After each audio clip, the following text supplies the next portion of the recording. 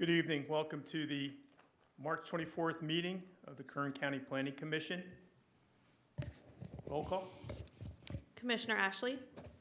Commissioner Judge. Here. Commissioner McGiffney. Here. Commissioner Skidmore. Here. Commissioner Sprague. Mr. Hall. Here. Mr. Murphy. Here. Ms. Simon. Here. Thank you, Madam Clerk. Do I have any commission member announcements or reports? The chair has one.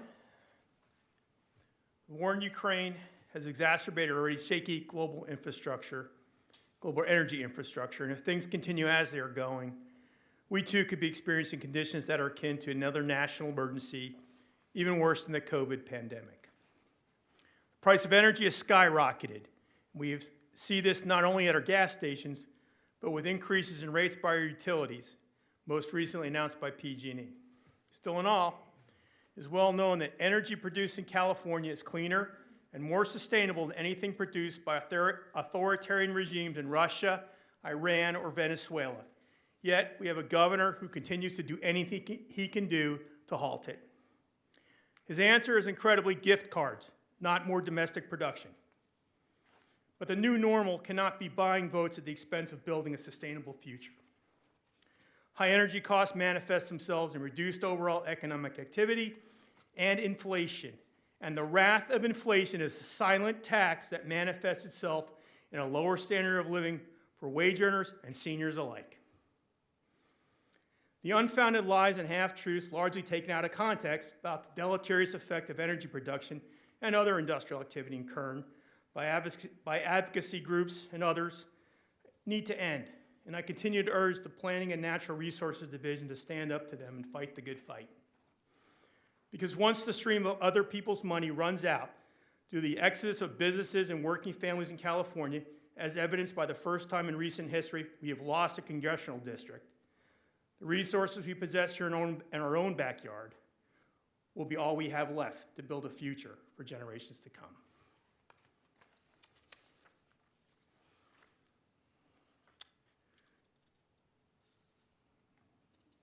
Like approval of minutes. Chairman McGiffney, Yes. there was an error on the clerk's part, and Okay. the summary of proceedings for February 24th was not provided to your commission. Okay. So my suggestion is that we can forego that and approve it at our next meeting as well. A motion for that? I'll move to approve the minutes next commissioner meeting. Is that just a chair decision, or does that have to be motion? Yeah, I don't believe we need a motion. You need a motion for that? Yeah. Okay. We're not actually voting on anything, so we could just approve two sets next. Okay, hearing. that's fine, then. Thank you. Sorry about that. Item D, do we have any cases withdrawn or requests for continuance? I don't believe we have any. Hearing none. Item E is consent agenda, public hearings. Mr. Murphy. Thank you, Chairman Giffney, members of the commission. On our consent calendar, we have 4 items today. These are items that are scheduled before your commission, which are being recommended for approval by staff, and the applicant has been informed of any special conditions and has no objection. The hearing on these items may be expedited if no member of the commission or audience wishes to comment or ask any questions on the case. The first item on consent this evening is case number 2. This is conditional use permit number 73, map 10335. Our applicant is Guyton Augustine by Collins Reimer Homes, Inc. This project is located west of Fairfax Road at the terminus of Sugar Loaf Lane in the unincorporated Bakersfield area. The item before your commission is consideration of a conditional use permit to allow a cargo container and for the placement of a manufactured home older than 10 years on a 2.51 acre parcel that is zoned E 2 1/2. The staff recommendation is to approve conditional use permit in accordance with the recommended conditions and adopt the suggested findings as set forth in the draft resolution. Case number 3 this evening is General Plan Amendment number 7, map 10335, and Zone Change Case number 31, map 10335. Our applicant is Freddie Espinoza by Landmark Surveying and Engineering. This project is located approximately 330 feet east of the intersection of Oswell Street and Virginia Avenue. Again, that is on the north side of Virginia Avenue. The 2 items before your consideration this evening. The first is an amendment to the land use, open space, and conservation element of the Metropolitan Bakersfield General Plan from map code SR to map code HR on an approximately 1.85 acre gross parcel. And then the second item is a change in zone classification from E1/2 RS to R3. The staff recommendation is to advise that your commission to recommend the Board of Supervisors to approve general plan amendment as requested, approve the zone change as requested, and adopt the suggested findings as set forth in the attached draft resolution. Case number 4 this evening, this is zone change case number 43, map 164. Our applicant is Neil and Roberta Record by Powell Surveying, Inc. This project's located on the north side at the western terminus of Wikipedia Court in the Tehachapi Stallion Springs area. The item before your commission is a change in zone classification from E1 RS and E2 1/2 RS to E5 RS, or a more restrictive map code or zone classification district to facilitate a future lot line adjustment. The staff recommendation is to advise your commission to recommend the Board of Supervisors to adopt the suggested findings as set forth in the attached draft resolution and approve the zone change as requested, with the zone change becoming effective upon recordation of lot line adjustment number 11-21. And finally, case number 5 this evening, this is modification to conditional use permit number 7, map number 219. Our applicant is AT&T Wireless by Bob Gunderson, Beacon Development LLC, Crown Castle. This project is located on the west side of Interstate 5, approximately 1.27 miles south of Grapevine Road. The request this evening is for a modification number 1 to CUP number 7, map 219, which authorized the construction of a cellular telephone communications facility in an A district. The current proposal is to replace the existing 40-foot tall monopine tower and the associated equipment with a new 63-foot tall monopine tower, new equipment, and a new equipment shelter, and then to add additional wireless carrier antennas. The project would also include the relocation of the tower 6 feet to the east of the existing location, all on an approximately 575 square foot lease area. The staff recommended, well, there was an addendum that was provided to your commission. An addendum staff report was prepared and provided. Staff received a late comment from Caltrans. As such, staff has incorporated a new condition, condition 4E. That condition specifically requires that the project applicant coordinate with Caltrans and get the appropriate encroachment permits necessary before any construction begins. So with that proposed addition of a condition, staff has a revised recommendation. The recommendation before your commission is to approve modification number 1 to conditional use permit number 7, map number 219, in accordance with the recommended revised conditions as provided in the addendum staff report, and adopt the suggested findings as set forth in the attached draft resolution. That completes the reading of the consent calendar tonight. Thank you, Mr. Murphy. Does any member of the public have any comments about the consent agenda? Hearing none. Do we have a motion to approve?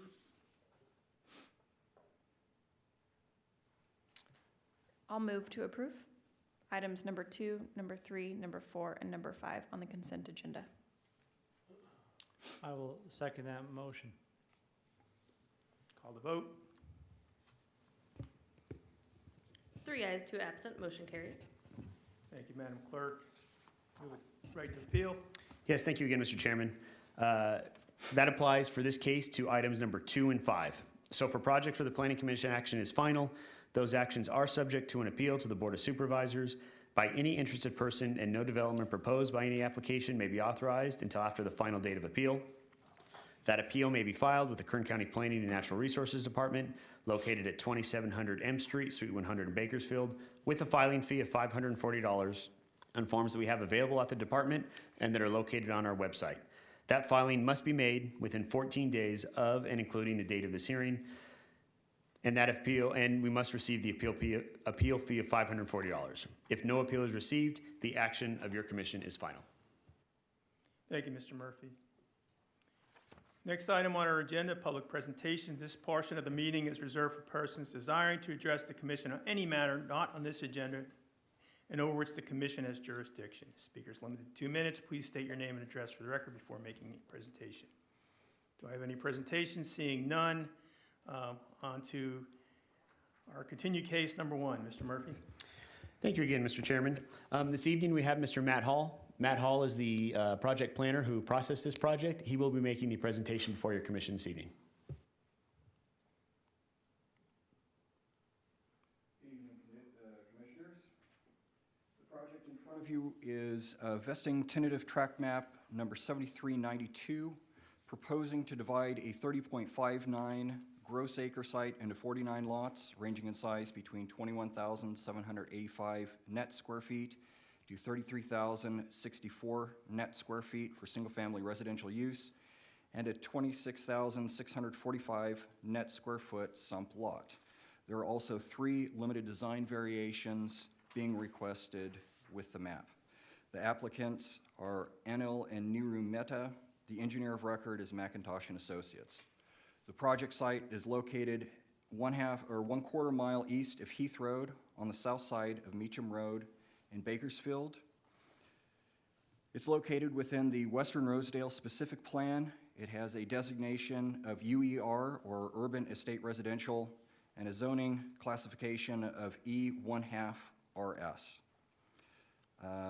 The project site consists of a single parcel of record, which is currently undeveloped. Development in the general area includes single-family residences to the north and east, undeveloped west beltway alignment to the east, and undeveloped commercial land to the south. The proposed water supply and sewage disposal for the project site are proposed to be provided by Vaughan Water Company and North of the River Sanitation District Number 1 respectively. Will serve letters have been received from both of those. Access to the proposed parcels is from Meacham Road via internal local streets. On June 13th, 2006, the Board of Supervisors approved a specific plan amendment, zone change, to change the designation of the site from UER to the current designation, and to change the zoning from A1 to E1/2 RS. As part of that decision, the Board of Supervisors approved a mitigated negative declaration to address any potential environmental impacts from development. As noted above, the project site, or the proposal has 3 limited design variations to the land division ordinance, to include blocks in excess of 1,320 feet, double frontage lots, and key reverse corner lots. During the course of processing the request, staff has notified all federal, state, and local agencies and all surrounding property owners within 1,000 feet of the site. And as of the writing of the staff report, staff has received 10 agency comment letters and 1 comment letter from a neighboring property owner. All of the comments from the agencies had been incorporated into the recommended conditions of approval. The neighboring property owner had comments expressing concerns regarding inconsistency with neighbors' notification of the initial hearing, the potential use of Shelley Marie, which is to the west of the project site, the desire for fencing to separate, or block wall to separate this development from the development to the west, and the potential increase of crime in the neighborhood. The public notification was addressed through through re-notification of all affected, or all properties within 1,000 feet. It is noted that the development is only gaining access off of Meacham to the north, and that in order to access Shelley Marie to the west, the project would need to be redesigned significantly and would need to be renoticed, and that no evidence was presented in the letter regarding any potential increase to crime from the development. With the basis of approval for the vesting tentative tract map with limited design variations, in the staff report, staff has addressed the number of findings that need to be made, including the findings for the 3 limited design variations, and has addressed those through the recommended findings that are part of the staff report. On February 9th, 2022, a subdivision review committee meeting was held, and in that meeting, a number of conditions were discussed, including some conditions that required minor changes to dates to reflect changes in statutes. Also part of that, there was a change to condition 20C regarding the county service area balloting process. And since the writing of the staff report, staff has received amended language from Public Works to address the condition and has recommended that it reads as follows. Submit all original ballots approving the assessment for each reference special benefit service. The ballots shall be signed by all affected landowners of record of Tract 7392 as of the last equalized county tax roll prior to final recordation of the map. A Prop 216 waiver of notice must be submitted, signed off by all current landowners of record of the territory of Tract 7392. The extension of benefit processes can take up to 12 months to complete, and county service area annexations can take up to 18 months to complete. Therefore, the application process should begin as soon as possible to avoid any delays in final occupancy for any portion of the project site. The annexations and/or extension of benefits process must be completed prior to the issuance of final occupancy of any portion of Tract 7392 by the Public Works Department.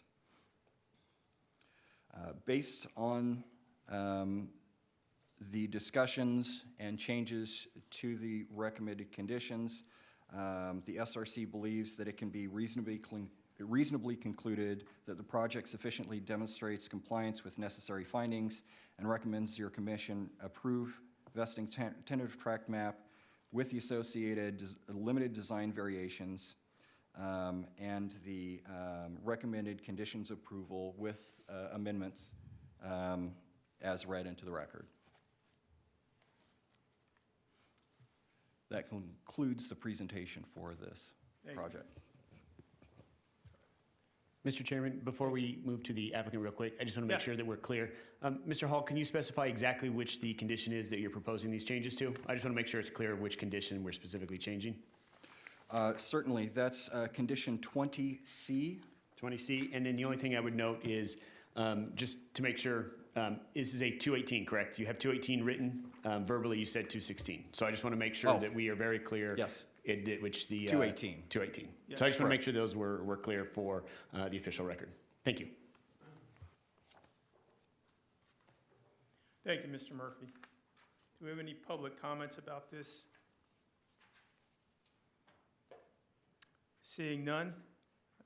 Commissioners, do I have any comments or discussion about this? Yes. Thank you. I have a couple of questions I'd like some clarification on, just to understand the project a little better, and some clarification with staff. What I'm trying to, this went through a 2006 zone classification modification E half acre residential. Just looking at that comparatively to what the net lot sizes are, which are oversized on a half acre residential, is that, since the size are over half acre, is that an okay on a variance situation, or how does that play out, not having to do a SPA modification? Looking for that clarification. Commissioner, Judge through the chair, if I understand your question correctly, when staff took the GPA and zone change, that's when the designations were changed. The map that is being presented now matches the designations as were approved by the Board of Supervisors during that previous action. Oh, so that's the clarification. So at that zone change, it was within this net square footage per lot between 33,000 and 21,000 square foot per lot was approved at that time. The zone designation and the general plan amendment, correct, yes. This proposed map now meets the standards that were identified through that particular request. Thank you for that clarification. Thank you. Another question I had as well, this is just looking for clarification. I see a memorandum from staff here dated January 26th, talking about the dry sewer connection, and item number 4, dating that prior to issuance of a building permit, that a dry sewer must require a septic system. But then a memorandum a few days later, February 2nd, saying a sewer will serve must connect to the regional wastewater treatment plant system. So do they have access to public sewer, or are they putting dry sewer in with septic at this time? Commissioner Judge, through the chair, I would ask Mr. Hall to specifically answer the question regarding the proposal for sewer and septic right now, initially. Commissioner, it's my understanding that they have a will-serve letter from north of the river for connection to sewer service. I believe that the earlier memo was made prior to Public Works being made aware that the will-serve had been provided to the applicants. So just to clarify, the January 26th memorandum is superseded by the February 2nd because they do have connection to public sewer. Correct. It was after the first memo that they were made aware that the will-serve had been provided. That is perfect. Thank you for those clarifications. And I just will note that I think this is a wonderful project for the area, and I'm in great support of this, and it definitely fits the area for development. And obviously, I think this will bring more growth and development and for residential communities, which is needed in that area. So I'm in definite support of that. So thank you.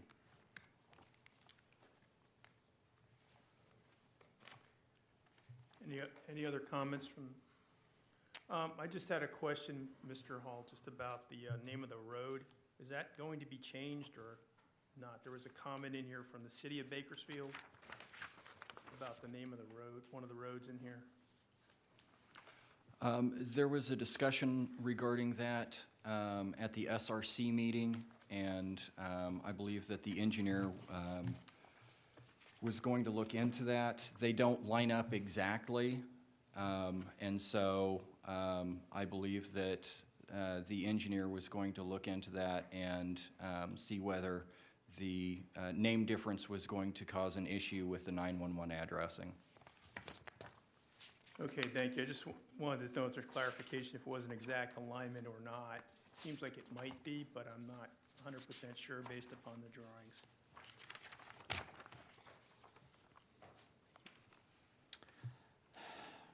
The chair, if there's no other questions, I'm prepared to make a motion. Very well. I'll make a motion to approve item number 1 as read into the record by staff with the modification to item number 2C as read into the record. I will second that motion. Call the vote. 20C. 20C, Sorry. thank you. I was going to say that. I said 2C, 20C. 20C, Thank you for the yes. clarification. Yes.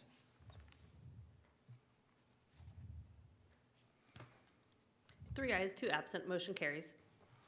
Thank you, Madam Clerk.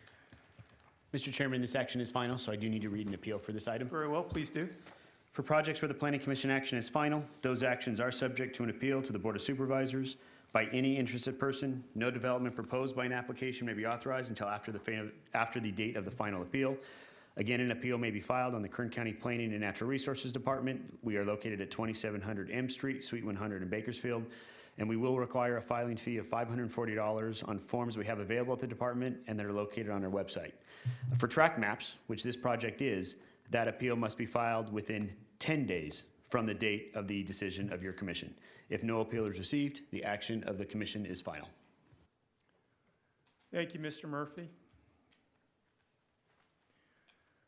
There are no further actions here. Motion to adjourn? So moved. Aye. Motion to adjourn is approved. We are adjourned till our next meeting.